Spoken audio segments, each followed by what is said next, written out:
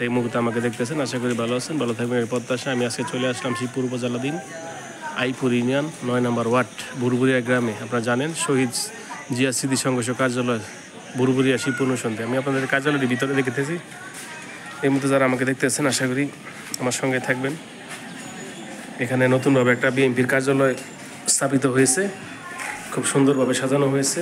জিয়া খালদা জিয়া, তারেক জিয়া, মঞ্জুর আলী সদস্য সচিব, নরসিংদী জেলা বিএনপি। দেখতেছেন খুব সুন্দরভাবে সাজানো হয়েছে। এই যে দেখতেছেন, এই সেই বিএনপির থেকে নেতা, যার উপর দিয়ে অনেক জর্তমান কাছে, সে আইপুর ইউনিয়ন ৯ নম্বর ওয়ার্ড বুরবুরিয়া গ্রামের কৃতি সন্তান, সাবেক মেম্বার, সফল মেম্বার, বাহাউদ্দিন মেম্বারের বাতিজা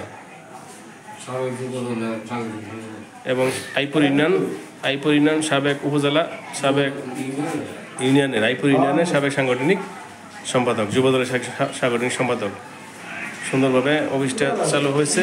আপনারা আসবেন, বসবেন, এমনটাই প্রত্যাশা।